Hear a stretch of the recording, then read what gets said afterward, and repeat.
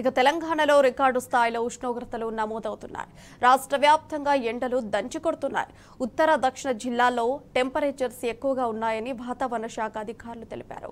ఇక గతేడాదితో పోలిస్తే ఈసారి ఎక్కువ ఉష్ణోగ్రతలు నమోదవుతున్నాయన్నారు. ఖమ్మం జిల్లా భద్రాచలంలో అత్యధికంగా 44 డిగ్రీలు, హైదరాబాద్లో 42 డిగ్రీల ఉష్ణోగ్రత నమోదైందని అధికారులు తెలిపారు.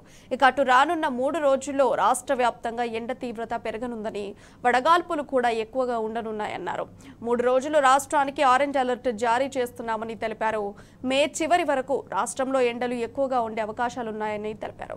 ఇక మే నెలలో ఉష్ణోగ్రతలు 45 డిగ్రీలు దాటే అవకాశం ఉందన్నారు.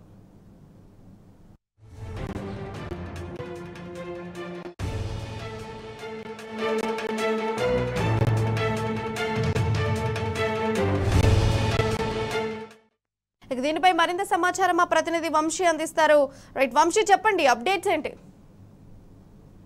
రాష్ట్ర వ్యాప్తంగా కూడా ఎండల తీవ్రత గణనీయంగా గరిష్ట స్థాయిలో నమోదవుతున్నటువంటి పరిస్థితి కూడా మనం చూస్తా ఉన్నాము. ప్రధానంగా భూ వాతావరణం పెరగడంతో పాటుగా అటు రాజస్థాన్ ఆ ప్రాంతం నుంచి కూడా పొడిగాలుల తీవ్రత అనేది కొంత అత్యధికంగా ఉండటంతో కూడా సాధారణం కంటే కూడా 3 నుంచి 4 డిగ్రీల వరకు కూడా ఉష్ణోగ్రతలు గరిష్ట స్థాయిలో నమోదవుతున్నట్టు కూడా వాతావరణ కేంద్రం చెప్పినటువంటి పరిస్థితి కూడా మనం చూస్తా ఉన్నాము. కేవలం తెలంగాణ రాష్ట్రమే కాకుండా భారతదేశం మొత్తం కూడా ఒక నిప్పుల కొలిమిలా మారినటువంటి పరిస్థితి కూడా మనకు కనపడతా ఉంది.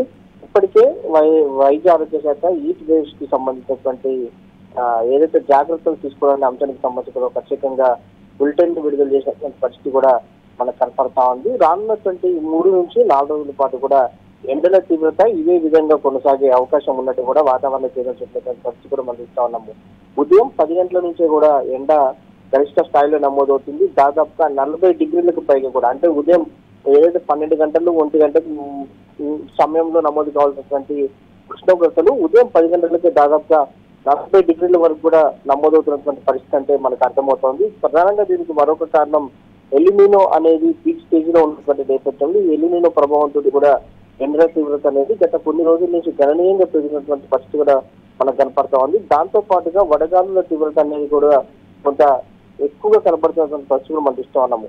దక్షిణ తెలంగాణ కన్నా ఉత్తర తెలంగాణలో మాత్రం కొంత ఎండల తీవ్రత దాదాపుగా 42-43 డిగ్రీలకు పైకి కూడా నమోదవుతుందంటే ఎండల తీవ్రత ఎలా ఉందనేది కూడా మనం అర్థం చేసుకోవచ్చు. రానున్నటువంటి 3 నుంచి 4 రోజుల పాటు కూడా ఇదే విధంగా ఎండలు కొనసాగుతాయని వాతావరణ కేంద్రం చెప్పినటువంటి పరిస్థితి కూడా మనం చూస్తా ఉన్నాము. పిల్లలు, పెద్దలు అంటే వృద్ధులు తగిన జాగ్రత్తలు తీసుకోవాల్సిన అవసరం ఎంతైనా ఉందన్నటువంటి వైద్యులు కూడా సూచిస్తున్నటువంటి పరిస్థితి కూడా మనకు కనపడతా ఉంది. Right Vamshi, thank you for updates.